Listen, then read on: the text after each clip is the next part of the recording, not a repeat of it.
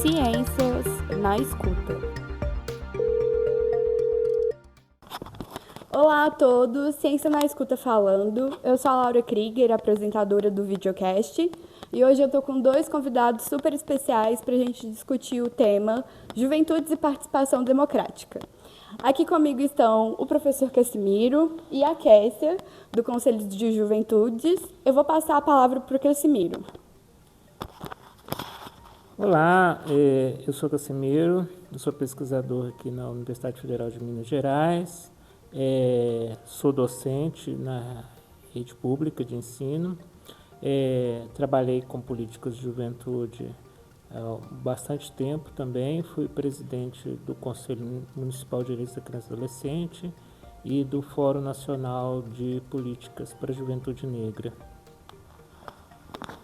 Kessia, por favor. Olá, eu sou a Kessia, eu sou ativista desde os meus 15 anos de idade, hoje eu tenho 27, e atuo no Conselho Municipal da Juventude, no Engaja Mundo, que é uma ONG de jovens ativistas por justiça climática,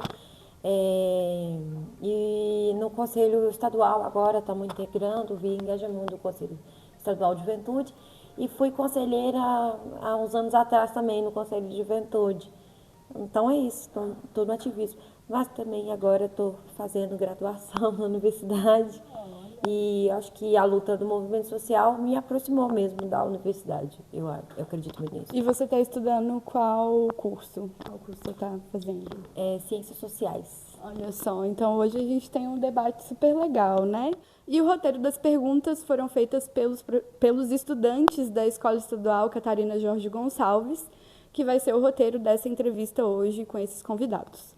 Bom, para começar, eu vou fazer uma pergunta, né, mais ligada às instituições democráticas, então a pergunta agora é sobre voto.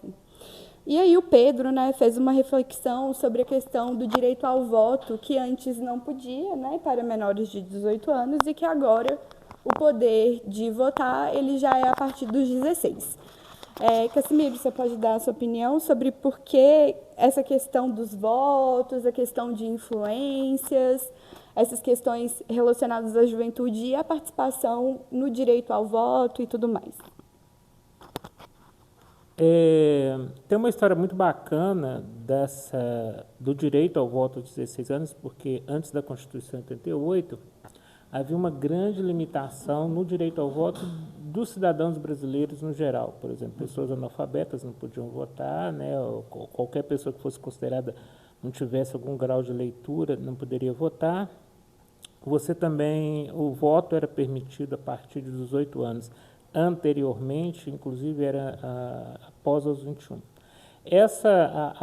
O voto aos 16, o Brasil é um dos poucos países do mundo onde menores de 18 anos votam, né? A Alemanha também tem voto aos 16, a Áustria, a Austrália, mas essa é uma luta do movimento estudantil. Foi uma luta que começou ainda na época da ditadura militar, pelo direito à participação popular dos jovens na política, na esfera pública, porque esses jovens, né, eu estava entre eles, a gente participou de uma série de movimentos, entre eles a Participação Popular na Constituinte, que foi uma série de movimentos de mobilização para que determinados direitos foram garantidos, inclusive o direito de voto da juventude entre os 16 e 18 anos, facultativo. Então, essa foi uma luta do movimento estudantil, de movimentos com pautas progressistas, que conseguiu se tornar possível na Constituição de 88. Isso eu acho que foi uma grande vitória. E se a gente olhar na história dos movimentos sociais, os movimentos de juventude sempre tiveram um peso, uma participação popular muito grande, né? Por exemplo, no movimento das diretas já, nos movimentos pelo impeachment do Collor, foram movimentos essencialmente mobilizados pela juventude, né? Então, a participação política da juventude na vida pública, ela é fundamental para a transformação do país, porque a juventude traz a semente do futuro. Então, nós acreditamos nisso e o direito ao voto, né, de jovens entre 16 e 17 anos, né, antes dos 18, é uma conquista do Brasil. Perfeito, né? E aí, complementando e passando para você, Kessia, a Letícia perguntou como que os jovens influenciam na democracia brasileira. Uai, por muito tempo o Brasil foi um país em que a pirâmide etária se concentrava maior parte na juventude, né? E a gente tem uma cultura, uma política de inserção imediata dos jovens já no mercado de trabalho, nos acessos à educação, né? Na educação do ensino básico, ao ensino superior. E são os jovens que têm aquela verve, como o Cassimiro disse ali, né? Eles participaram ativamente das decisões democráticas, as mais importantes manifestações políticas que esse país teve, né? Se você pegar a história do Brasil, por exemplo, da era de Vargas, a própria ditadura militar no Brasil, a luta direta, o enfrentamento direto era feito por jovens. Então, a gente influencia de uma maneira muito positiva, direta. Somos grande parte do eleitorado, considerando que de 18 para cima, né, até os 30, né, uma população forte. Então, e acredito que por meio das ideias e porque a juventude ela tem uma questão mais, como há um entusiasmo maior, então você tem uma concentração de jovens nas artes, na universidade. Então, sempre aquela ousadia constante. Essa ousadia faz com que essa coisa seja mais descarada, a participação política da juventude. Então, eu penso que é um pouco aí. Perfeito. Mas a gente tem visto, né, que as juventudes elas estão perdendo um pouco de espaço, assim. Eu tenho percebido que, por exemplo, o interesse de votar, ele tem diminuído, né? A gente tem visto esse movimento, inclusive nas eleições presidenciais dos Estados Unidos. E aí, Cassimiro, eu gostaria que você falasse um pouco, assim, né? Como que a gente consegue... Por que os jovens estão perdendo esse interesse? E aí, Kessia, você fica à vontade para complementar a fala dele. Primeiro, eu acho que a gente tem que situar o momento que a gente vive. Mas, assim, e eu gostaria também de situar, quando a gente faz uma leitura sobre juventude, o melhor seria a gente falar sobre juventudes, né? Porque o Brasil é um país diverso e é diferente você falar, por exemplo, de jovens da classe média, de jovens periféricos negros, mulheres, as jovens mulheres, jovens trabalhadoras, né? Então, há uma diversidade na cultura, né, juvenil, ou seja, é uma cultura diversa também, assim como a sociedade brasileira como um todo. Então, a gente não fala só em uma juventude, mas em juventudes plurais. E essa discussão ela traz para temas como a interseccionalidade, né, que eu acho que é uma pauta contemporânea. Também, em termos de leitura numérica, não é bem verdade. Por exemplo, assim, na última eleição a gente teve uma participação dos... Primeiro, e também novamente situar, juventude é um termo amplo, né? Porque não diz respeito somente aos menores de 18 anos. Né? Tecnicamente, segundo o Estatuto da Juventude, a própria Constituição brasileira, jovens são aqueles abaixo dos 30 anos. Só que aí você tem que fazer recortes, né? Geralmente quem tem, por exemplo, mais de 25, já está casado, tem filhos, não se considera jovem, né? Então, ou seja, embora tecnicamente seja jovem, né? Então, assim, há muitas maneiras de você ler juventudes. E eu acho que isso é interessante para a gente, como é que se pensa a política pública a partir desses diversos recortes. Mas voltando à questão do direito da participação no voto. Numericamente, os jovens entre 16 e 18 anos, por exemplo, eles tiveram um aumento na participação dos votos. Dos 2,2 milhões de jovens aptos a votar na última eleição, 1,7 exerceram o direito dos votos. Então, ou seja, houve até um momento em relação a essa participação. É lógico que a gente vê hoje, de certa forma, no Brasil, um certo desalento geral com relação à participação política. Mas também aqui a gente tem que olhar, isso também tem sido uma coisa construída. E eu acho que o nosso país, ele dificulta a participação não só de jovens, mas das classes populares nos espaços públicos. O Brasil é um país muito refratário, as nossas elites são muito refratárias à participação popular. Então, a gente tem observado que esses canais de participação na vida pública, eles às vezes são dificultados. Vamos pegar os conselhos de juventude. Aqui em Belo Horizonte nós temos conselho de juventude, mas na região metropolitana inteira de Belo Horizonte praticamente não tem. Embora o Estatuto da Juventude tenha estabelecido os conselhos de juventude nos municípios como uma prioridade, como um direito dos jovens à participação na vida pública, a implementação desses conselhos tem sido dificultada enormemente. Então, é fundamental que esses espaços de participação eles sejam construídos e respeitados. Então, esse eu acho que é um ponto fundamental. Acho que os nossos jovens continuam atuando política e publicamente naqueles espaços que são possíveis, né? Ou nos espaços, né? Que talvez não sejam muitos, né? Mas que às vezes são construídos por canais que não são visíveis. Por exemplo, há jovens fazendo políticas nas favelas, né? Mas isso às vezes a gente não é visível para nós, né?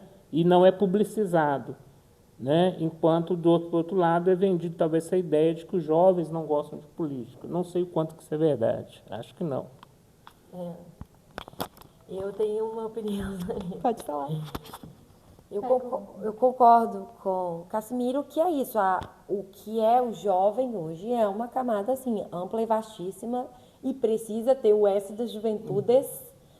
E, inclusive, o que é, se hoje as juventudes se consideram juventudes, que a gente vive num país desigual, tão desigual, que as pessoas acabam tendo que assumir funções sociais, que é aquela identidade de pensamento do que pertencimento, o que é ser jovem, ela é um pouco ali diluída, né? Existe um pertencimento enquanto juventude nos movimentos juvenis, mas eu não sei se é generalizado, se todo mundo se reconhece como jovem ali. Tá, N responsabilidades, N contextos. O que é ser jovem também no Estatuto da Juventude, né? É perpassar por uma série de cuidados que não necessariamente as pessoas possuem, né? Eu sou uma dessas jovens, que resolvo minha vida, que dou conta, que resolvo, se eu vou para aula, se eu vou pagar a passagem para ir para aula, eu resolvo, sabe? Do início ao fim, né? O que é o contrário de outros jovens que possuem Rendas menores, rendas maiores e conseguem ter ou menores, né? Diferente. Eu conheço jovens que têm rendas maiores que estão muito mais bem assistidos pelo ambiente familiar e que podem exercer plenamente a sua juventude. Eu já precisei ser precocemente mais adulta.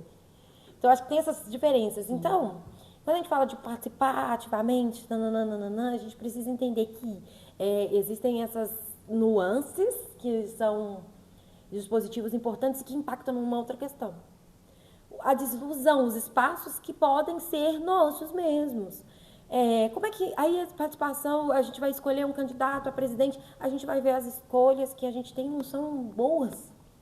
No final das contas, a gente vê uma perpetuação da velha política constante, a gente apostou em manifestações de rua, a gente apostou em caminhos populares para mudar a sociedade e a gente viu uma regressão, a gente regrediu em acessos aos direitos. Eu sou parte de uma juventude que ocupou a escola contra a reforma do ensino médio. Eu também estava lá. A ocupação. A gente ocupou contra a reforma do ensino médio. A reforma do ensino médio aconteceu. E ela tem acontecido e tirado toda a verve. Eu fui parte de uma escola que o Grêmio Estudantil, gente, mobilizava a cidade, que era o Grêmio do Estadual Central. Hoje em dia, para você manter um Grêmio ativo ali é um custo, porque é uma anulação dos sujeitos dos direitos constantemente. Essa reforma do ensino médio não tem espaço para ação cidadã. Então, eu acho que é isso, assim, essa ausência da participação se dá para a ausência de escolhas e possibilidades. E muito de um espaço mesmo, né? E eu acho que de pessoas que nos escutem também, né? Eu acho que como participante dessa juventude, como uma adolescente que fui há 10 anos atrás, hoje que estou com 24, isso era uma grande angústia que eu sentia, né? Porque naquela época, apesar da gente estar naqueles frontes, né, das novas políticas do ensino médio, ainda era um lugar muito solitário. Né? Eu acho que colocam a gente, os jovens, né, nessa posição de adolescente, até os 21 por aí, como pessoas que não sabem do que está acontecendo, né? Como pessoas que não têm opiniões e pensamento crítico e etc. Então, a gente fica com aquele sentimento de que o que a gente pensa e o que a gente sente não é importante. E eu acho que isso contribuiu para a falta de participação mesmo e engajamento.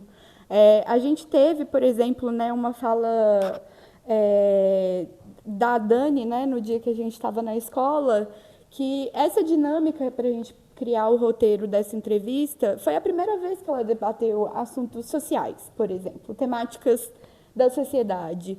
Então, uma aluna que está no 2º ano do ensino médio só nesse momento e a primeira vez debatendo essas questões é muito grave. A gente precisa de mais lugares para que as juventudes debatam temáticas atuais, né? A gente precisa exercer essa fala, porque é isso que transmite ideias e que é isso que faz a gente nos entendermos, eu acredito, né? Participação democrática é isso também, né? Nós estamos aqui exercendo nosso direito, por exemplo, né? E aí, falando dessas questões assim do conhecimento e etc., o Cassimiro, que foi meu professor do ensino médio, né, Cassimiro? Ele fazia muitas questões de iniciação científica e etc. E uma das temáticas, né, desse episódio de hoje é juventudes e participação democrática e também na produção do conhecimento científico. E aí a Marcela perguntou, né, de que forma os estudantes podem contribuir positivamente na produção do conhecimento científico e em como os professores podem fazer com que isso aconteça com mais frequência e como que a ciência ela pode ser um instrumento para a participação democrática, por exemplo, o fazer científico. Depois você complementa para a gente, Cássia? Nós produzimos conhecimento o tempo todo. E os jovens estão sempre produzindo saberes novos e novos conhecimentos, seja em sala de aula, seja nos espaços públicos, seja nos espaços da cultura, seja no cotidiano. A questão é saber como valorizar isso, porque muitas vezes esse conhecimento não é visto como produção de conhecimento, né? Você pega, por exemplo, na música, nas artes, né? Nas inovações tecnológicas que têm sido produzidas, nas formas novas de usar as tecnologias que estão à nossa disposição, os jovens estão sempre inovando. Mas muitas vezes isso não é visto como um conhecimento aplicado ou verdadeiro. Então, eu acho que existe também uma leitura muito preconceituosa de quem manda na sociedade, né, de como daquilo do que é conhecimento e de quem tem direito a produzir conhecimento. Isso, por exemplo, o conhecimento que é produzido, os saberes que são produzidos por jovens de periferia, por exemplo, muitas vezes não são vistos como saberes autênticos que são assumidos pela sociedade como um todo. Isso, historicamente, a gente tem enfrentado esse desafio todos os tempos. Mas é importante ver, e também nós, que somos professores em sala de aula, temos também de ser capazes de ver, de olhar como os nossos alunos são capazes de produzir coisas novas. Eu já tive muitas experiências positivas nesse sentido. De, às vezes, olhar os meus próprios alunos, diferente do meu, estarem produzindo um conhecimento completamente novo. Isso é magnífico. Mas isso em sala, ele precisa ser incentivado. A sala de aula, ela precisa ser um espaço de construção de diálogo. Não só de um professor sendo o portador do saber e ali abre a cabecinha do aluno e enfia. Não é isso que é a produção do conhecimento, que é a produção do saber. O conhecimento é algo dinâmico. Na universidade, sobretudo depois da implementação de políticas de cotas nas universidades, que permitiu a entrada de alunos, né, que possibilitou a entrada de alunos das escolas públicas, que possibilitou a entrada de mais jovens negros, negras na universidade, a gente percebeu uma revolução na produção do conhecimento, porque novas pautas foram trazidas para dentro da universidade. Pautas que não existiriam, temas, assuntos, discussões que não existiriam se não fosse essa mudança no perfil da universidade. Quando eu entrei na UFMG, eu era o único aluno negro de física. E isso foi assim durante muitos anos. Então, assim, a entrada, né, da juventude negra, a entrada da juventude periférica, dos estudantes de escolas públicas, ele permitiu a construção de novos conhecimentos, novos saberes dentro da universidade. De pluralidades, de temas, de assuntos, de questões que não eram pautadas pela pesquisa acadêmica. E se a gente olhar na construção do conhecimento científico, muitas das descobertas extraordinárias que foram feitas na ciência foram feitas por cientistas quando eles eram jovens, né? Newton descobriu o cálculo integral e construiu a física com 22 anos. Einstein tinha 23 anos quando construiu a teoria da relatividade, ou seja, era um jovem com sede de conhecimento, buscando construir, desafiar as ideias clássicas, né, porque as ideias que estavam postas naquela época, e isso representou uma revolução na ciência. Então, e talvez o que eu vejo no nosso país, e eu vejo nas nossas escolas, é não valorizar o conhecimento que a juventude produz e não vê-lo como um conhecimento real e autêntico. E isso precisa mudar, porque eu acho que o nosso país depende dessas inovações, desses saberes novos e renovados que a juventude traz. E da vitalidade que Exato, e da vitalidade que se tem, né? Então, eu acho que isso é fundamental se a gente quiser uma sociedade que seja inovadora, que se enriqueça com esses novos saberes, que não são só saberes técnicos, né? Também há uma ideia também de que conhecimento científico é somente aquele conhecimento que é produzido pelas engenharias, pelas áreas das ciências duras, né? E não são só esses os saberes científicos, né? Há uma pluralidade de mundos na ciência e essa pluralidade de mundos também deve refletir a pluralidade de mundo na sociedade. mesmo, né? As humanidades como um todo também. As artes, né? Os saberes transversais, né? Que às vezes são muito pouco discutidos na academia. E aí, Kessia, como estudante de Ciências Sociais aqui da UFMG, certo? O que você pensa aí sobre a produção do conhecimento científico? Eu acho interessante isso, porque quando eu entrei na universidade, eu não acreditei que eu ia passar. Eu queria estudar Ciências Sociais, mas eu não botava fé que eu ia. Eu queria passar na federal, mas, eu não sei lá. Era difícil acreditar que eu estava aqui. Eu demorei, inclusive, para cair a ficha. E eu não sabia que o meu curso das Ciências Sociais é um curso muito voltado a essa coisa empírica. Ele é um curso que você não se forma para ir para o mercado de trabalho diretamente. É muito comum uma gama alta de estudantes das Ciências Sociais seguirem carreira acadêmica, mestrado, doutorado, que é um curso muito acadêmico. E eu cheguei aqui sem saber disso. E eu cheguei aqui, será que eu posso? Será que vai dar certo? Será que eu sou boa o suficiente para as pessoas que estão aqui? E do nada eu descobri que eu era muito boa. Sério, assim, é impressionante. E quando eu comecei a me dar conta, eu comecei a falar, não quero perder nenhuma oportunidade que eu tiver aqui dentro, nenhum trabalho, nenhuma leitura. Tive até umas crises de ansiedade no processo, porque eu falei, não, eu tenho que aproveitar ao máximo isso aqui. E eu acho que a gente pode contribuir com o conhecimento quando a gente for acreditado, a maioria da juventude puder ser acreditada que ela é capaz. Nós precisamos acreditar em nós. Nós precisamos nos reconhecer nesse espaço, porque com isso os caminhos estão abertos para que a gente contribua nesse espaço. Os caminhos se abrem para isso. E desde que eu entrei aqui, cada coisa que eu pego para fazer aqui na universidade, eu consigo me descobrir ali e entregar algo para aquilo ali. É impressionante. Algo que eu não acreditava. Eu lembro do primeiro momento, eu montando a grade de horários, a crise de ansiedade que me deu. Eu falei, gente, eu não vou dar conta. O que é isso? É muito livro para ler, é muito texto. Sabe, aí eu fui me adequando ao espaço, ao espaço adequado para mim.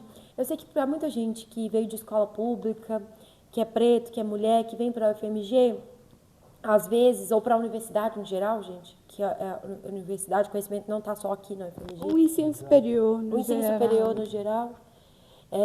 Às vezes se sente deslocado, às vezes sente que o espaço não é para você.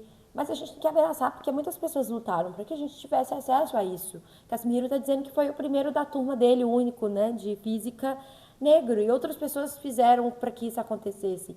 O movimento negro, o movimento social lutou para que existisse a política de cotas, não é da época de Casimiro, mas hoje eu sou filha das cotas, as pessoas lutaram para isso, e a gente contribui com o conhecimento quando a gente ocupa o espaço que é nosso, porque o conhecimento ele não é justo, ele não é amplo o suficiente se ele só está passando por uma percepção, se ele só tem um lado, se ele só tem um viés.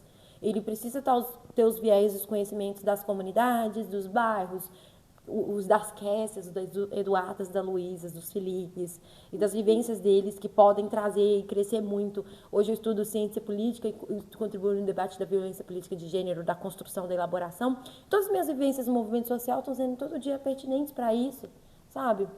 Então a gente tem que se permitir, o conhecimento ele só vai ser amplo, ele só vai ser eficiente quando todo mundo puder se sentir à vontade para contribuir nele e se reconhecer, sabe?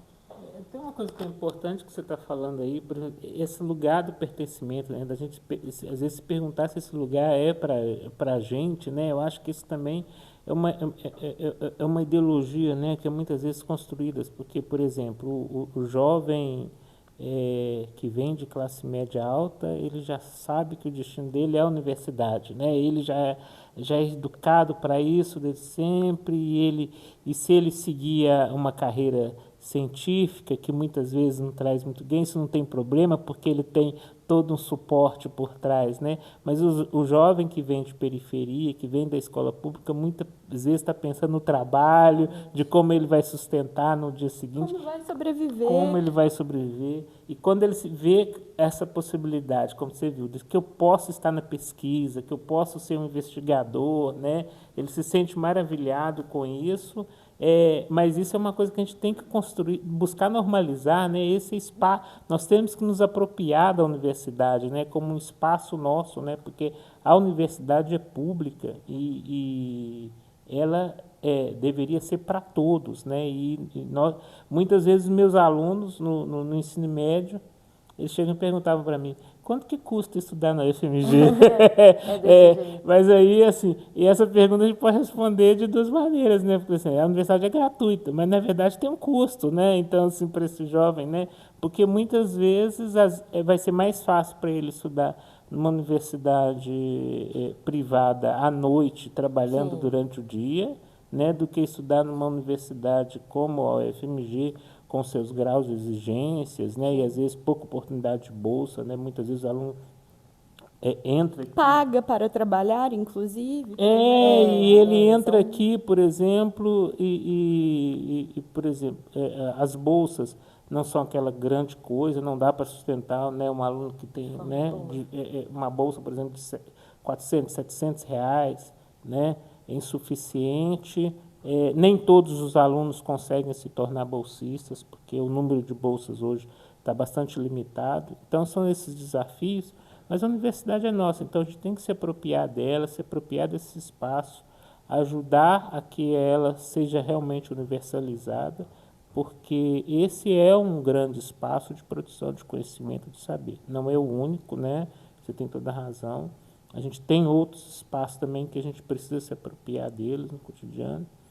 E uma outra coisa que eu acho que é bem legal da sua fala é justamente que a gente traz essa questão de gênero. Até pouco tempo atrás não era um grande tema de pesquisa nas universidades públicas brasileiras, né? A questão do racismo como tema de pesquisa estava em nichos. Então, quer dizer, a gente amplia esses debates na medida que a periferia, que as juventudes negras, periféricas, que mais mulheres, né, entrando na universidade, trazem temas de pesquisa científicos que são relevantes para uma sociedade ser transformada. E para todos da sociedade, inclusive, né? Porque as violências, apesar de pegarem uma margem, elas chegam em todos os lugares, né? Então, por isso a importância, né, da gente falar sobre todos esses debates. E eu acho que é uma fala assim que é necessário dizer que conhecimento é poder, né? Então, quando a gente conhece, a gente adquire poder e a gente consegue transformar realidades. Eu preciso dizer, né, e aí pegando um pouco dessa fala, eu sou cientista e pesquisadora desde os meus 15 anos, né? Então, estou completando aí 10 anos dessa trajetória das ciências. E eu acho que assim, a ciência ela transformou a minha vida e a minha percepção de mundo e esse sentimento, né, de que a gente pode não ser capaz de conseguir as coisas. Ele é um sentimento que nos atravessa, né, ao longo de toda a nossa caminhada. Eu acho que principalmente nós mulheres, né, nessa questão da autossabotagem, etc.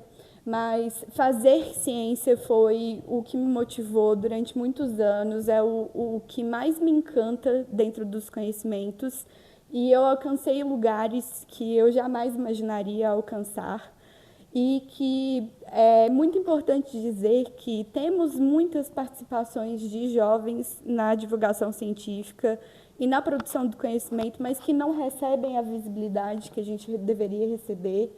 Né? Feiras de ciências, né, acontecem por todo o país, principalmente nos centros, né, em universidades federais, mas que estão perdendo os seus lugares de atuação porque a ciência ela tem sofrido diversos cortes, né? Na verdade, de cortes de orçamento em vários lugares, né? Então, mas principalmente na ciência, porque iniciação científica, colocar esses jovens, né, para produzir conhecimento é uma ótima forma de a gente pensar em mudanças de realidade, de perspectivas.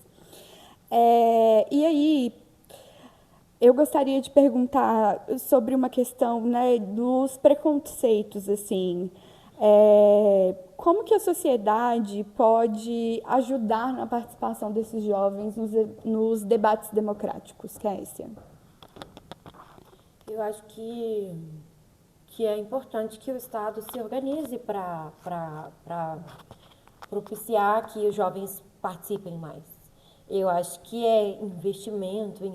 Eu penso sempre nos pilares, assim. Eu não consigo não pensar em medidas que vão tapar buraco, medidas que vão ali resolver um problema pontual. Não, nós precisamos resolver estruturalmente. Primeiro, as pessoas têm que ter o direito de escolher o que elas querem fazer e elas precisam de condições para isso, porque liberdade, democracia só se exerce com condições estruturais para que isso aconteça. Então, educação de qualidade, a gente precisa de mais investimento nas escolas, mais investimentos para que os jovens cada vez mais se informem, mais tenham instrumentos para tomar as suas decisões, tenham instrumentos de analisar as possibilidades, né? E outra coisa, eu acho que é a valorização dos espaços já existentes, né? Eu estava lembrando aqui que um colega meu, de movimento, assim, de luta, ele me contou como é que ele escreve as músicas deles pro rap. E ele, tipo, é MC, e para ele escrever as músicas dele, ele precisa estudar o tema. Ele tá sempre lendo, estudando o que ele vai escrever na composição.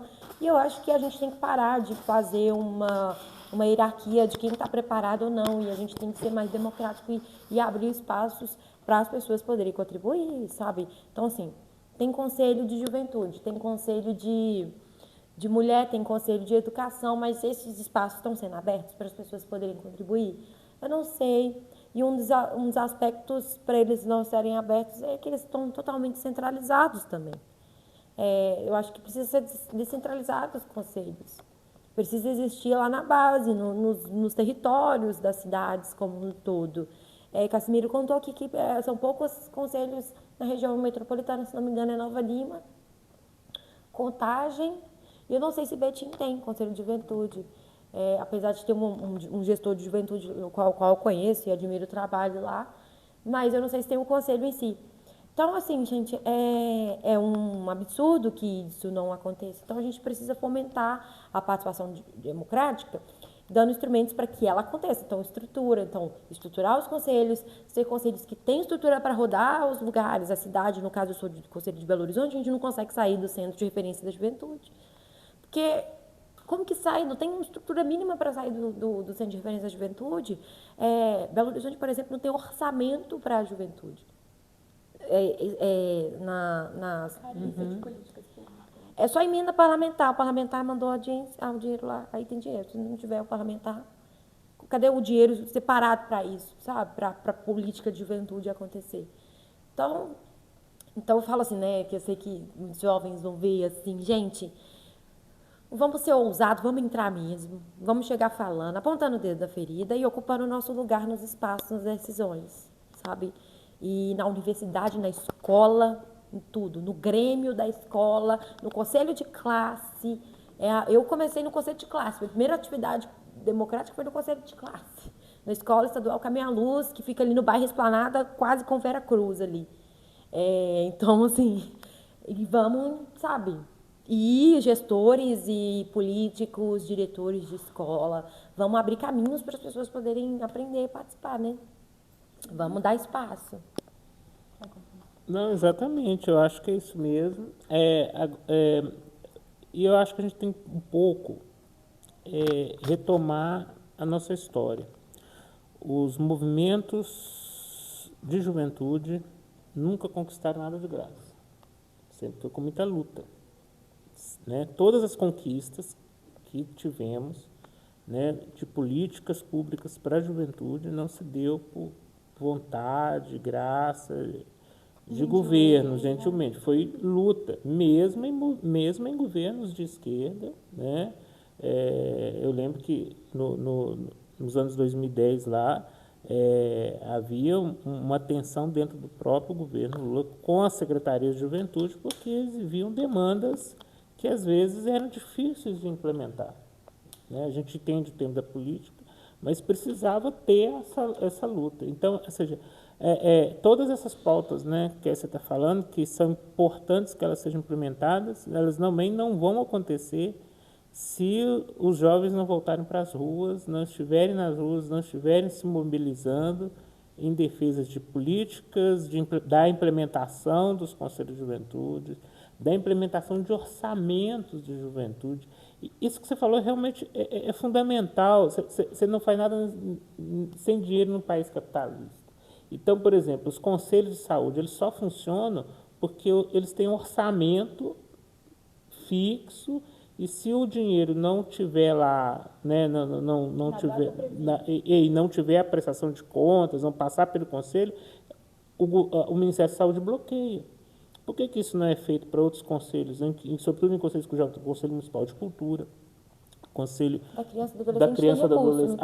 O Conselho da Criança e do Adolescente tem um Fundo de Direitos da Criança e do Adolescente. O Fundo de Direitos da Criança e do Adolescente, às vezes é muito difícil você implementar, porque às vezes ele existe no papel, não existe na prática. Então, ou seja, é uma briga constante também, né? Conselho de Assistência Social, os outros conselhos, né?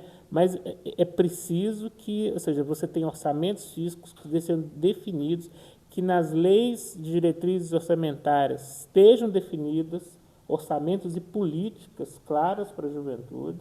E que estão na Constituição. E que estão na Constituição, que estão no Estatuto da Juventude, que estão na lei do ensino de cultura e da educação e cultura afro-brasileira, que estão no Estatuto da Criança e do Adolescente. Ou seja, há uma série de legislações no Brasil que elas prevêem a implementação de determinadas políticas e elas não são implementadas.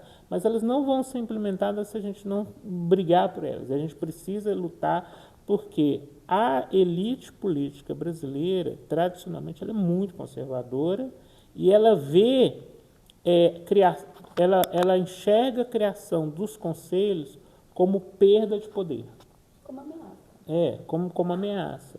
Então, eu lembro quando eu estava no Conselho de Direitos da Criança e do Adolescente, o prefeito da minha cidade, Santa Luzia, falava que o conselho veio para tirar poder do prefeito. Então, se ele pudesse, ele não teria implantado o conselho.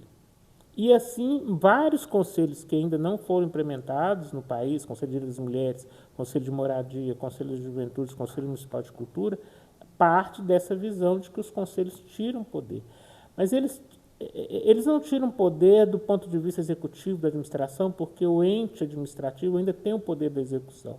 Mas eles tiram poder no sentido de que a participação popular ela faz parte da vida pública. Ou seja, o prefeito não pode fazer o que ele quiser, o governador, o presidente, ele tem que ouvir a sociedade como um todo e os diversos segmentos que ela representa. Então, a política pública para a juventude, para que nós consigamos que ela seja implementada plenamente, é preciso que nós, como sociedade, sobretudo os movimentos de juventude, o movimento estudantil, a UNE, continue mobilizando forças e esforços para que essas políticas se concretizem. Tem algo a acrescentar, Kessia? Não, achei que ficou muito bom. Perfeito, né? Muito claro. Olha, Ficou bom porque eu me inspirei nas suas palavras, que foram ótimas. hoje a gente está com convidados muito legais, assim, o debate está sendo incrível. E eu acho que é importante, né, inclusive, a gente fazer um apelo aí para que as juventudes abram a Constituição de 88, né? Eu lembro, assim, perfeitamente quando eu li a Constituição de 88, é um texto muito bonito, é um texto referência, né? A Constituição de 88 foi uma mobilização social gigantesca para a gente escrever a Constituição cidadã. E eu acho que é importante que a gente tenha esse texto em mão para a gente saber, né, que os nossos direitos eles estão escritos, mas que a gente precisa de mobilização e participação social, porque senão a gente vai perder esses espaços. Né? Se a gente não fala, se a gente não está lá, se a gente não ocupa esses espaços eles vão deixando de existir mesmo, né? E porque isso é um projeto da sociedade, né? Que a sociedade, a gente sabe quem são essas pessoas que não querem que a população esteja nesses lugares, porque isso vai fazer com que eles percam os privilégios dele. Né? E uma sociedade plural é uma sociedade mais desenvolvida, mais capaz, com maiores benefícios para a população, porque a realidade que a gente vive hoje, né, que a grande maioria das pessoas vive hoje, é uma realidade que o Brasil tem grandes condições de mudar essas realidades. Sim. E que a gente precisa urgentemente que as pessoas participem mais, né? Porque isso é essencial e que o direito não só ao voto, mas a participação política, ela é essencial para todos. Nós estamos indo para o encerramento desse podcast. Kessia, você quer finalizar com alguma fala? Quero. Eu queria dizer que a gente não só participar dos conselhos, votar, não abrir mão da política, mas que a gente ocupe a política também. Eu vejo uma crescente de jovens que estão se candidatando, que estão se colocando à disposição para assumir cargos legislativos e até mesmo executivos. E um montão de jovens, mulheres negras que lutaram para que a gente tivesse cotas, para que os partidos cumprissem as cotas de participação política, o dinheiro do Fundo de Financiamento de Campanha. Gente, vamos ocupar a política mesmo. E acho que uma forma de garantir a participação é que toda a sociedade tenha consciência disso. Hoje em dia, a campanha de mulheres, a maioria das mulheres jovens hoje são candidatas. A campanha de mulher, cara, porque a sociedade às vezes não quer votar na mulher, às vezes a sociedade às vezes não quer votar no jovem, mas a gente tem que criar mecanismos de garantia da participação dessa população nos espaços de poder e de deliberação e de decisão. E a gente sempre apoiar uma mulher, sempre apoiar uma pessoa preta, sempre apoiar um jovem que está se candidatando, porque aí a gente vai ser representado de verdade. E lutar sempre para que o Estado, o Congresso, mantenha os avanços que nós tivemos. Semana passada o Congresso Nacional estava discutindo a redução da cota de mulheres da política, que são 30% de reserva de vagas, o Congresso estava querendo colocar para 20% de reserva de vagas. Então, assim, não tem democracia enquanto o Estado brasileiro não se comprometer, de fato, com que a gente esteja nos espaços de poder. A gente tem que estar no conselho, o conselho tem que ter dinheiro, a gente tem que estar em tudo, mas esses espaços eletivos precisam ser realmente, porque eu acho que uma desilusão política que a gente tem, que a gente não quer participar da política, o jovem não quer, porque ela é branca, ela é velha, ela é homem, ela é conservadora, ela não é representativa. E quem quer, sabe, continuar? Quem quer continuar votando nessas mesmas pessoas que estão todo ano a mesma coisa? Então, assim, a política só vai mudar quando a gente estiver lá mesmo, de fato. Então, a gente precisa sempre ficar nesse projeto, lutar por isso, se engajar com isso, seja sendo candidato, seja apoiando o candidato, sabe? Acho que é um pouco sobre isso. Não poderia deixar de colocar isso, sabe? Eu acho que as democracias, no geral, elas têm vivido um período de crise. A gente não sabe quanto tempo e em que momento a gente vai sair dessa crise. Eu acho que ela é grave, ela tem se manifestado através de muitas ameaças à democracia, né? E isso a gente vê nos Estados Unidos, aqui no Brasil. Tivemos recentemente uma tentativa de golpe, né? Algo que eu não imaginei que a minha geração ia ver de novo. Eu imaginava que depois de Constituição de 68 a gente estava vacinado contra isso. Então nós vimos muito recentemente uma tentativa de golpe. Isso é muito bizarro. E nós, como sociedade, temos que ficar atentos, temos que prestar muita atenção nesses desafios e há um esforço para limitar os espaços, tanto da juventude quanto de mulheres, de negros, na participação da vida pública, na participação da política. Então, essas legislações que têm se apresentado recentemente, todas elas vão no sentido de limitar o direito à participação dos espaços democráticos, reduzir cotas de mulheres, né, quando nós devemos estar pensando em ampliar, né, porque, por exemplo, a legislação fala, né, em 30% de mulheres têm que concorrer, mas, por exemplo, geralmente elas são usadas como laranja nos processos eleitorais e acabam, por exemplo, o Congresso hoje, se eu não me engano, acho que não chega a 15% a participação das mulheres no Congresso brasileiro, o que é uma das representações de gênero mais baixas nas democracias no mundo. Da participação da população negra, que é majoritária no país, mas não está proporcionalmente representada, da participação da juventude. Atualmente tem um projeto de lei que tenta limitar, nós temos uma eleição a cada 5 anos, ou seja, limitando a participação da sociedade, né, de exercer o seu direito a voto. Então, ou seja, são pautas que estão postas num Congresso fortemente conservador e que tentam limitar o direito de participação da juventude, das mulheres, dos negros e da sociedade trabalhadora, dos trabalhadores em geral, nos espaços democráticos. E a gente tem que estar muito atento com relação a isso. Os jovens, a juventude, os movimentos de juventude, sempre, historicamente, foram movimentos muito importantes nas mudanças de rumo desse país, né? Então, assim, teve um jovem, um dos meninos que faz uma pergunta sobre o que os jovens devem defender, ou quais pautas. Os jovens devem defender todas as pautas que eles quiserem, né? Mas, historicamente, os jovens, por exemplo, têm estado muito fortemente na defesa do direito à educação, né? Na questão da mobilidade urbana, que é um problema para as juventudes, né? O passe livre, essas coisas. Quantos jovens deixam de ir à escola porque não tem dinheiro para pagar passagem de ônibus, direito ao lazer, direito à cultura, né? Então, a luta, ela é como a Angela Davis fala, né? A liberdade é uma luta constante.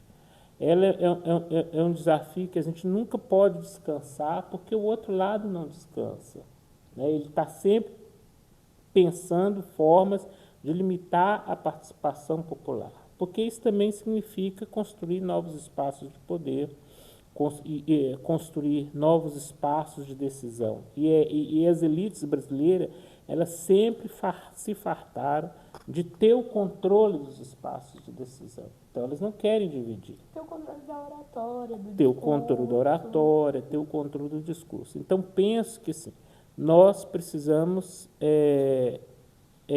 ter em mente que a importância de viver numa sociedade democrática. A gente já passou por uma ditadura longa, né, que sufocou muitas vozes, matou muita gente, e a gente não quer retornar a esse espaço. Então, estar lutando, e a juventude, ela é fundamental nesse processo. Ou seja, né, são os jovens que são os mais vocais, que falam mais longe e que conseguem mobilizar mais. Então, a gente precisa dessa capacidade dos jovens estarem sempre se mobilizando e reforçando a luta que é uma luta de todos, que é uma luta por uma sociedade melhor, onde todos possam viver em igualdade e liberdade. Olha que... fiquei arrepiada. Importante dizer isso. Se você quer acrescentar mais alguma coisa? Bom, então, muito obrigada, Cassimiro, que é um prazer recebê-la no Ciências na Escuta. Encerramos hoje o episódio. O Ciências na Escuta se despede. Até mais.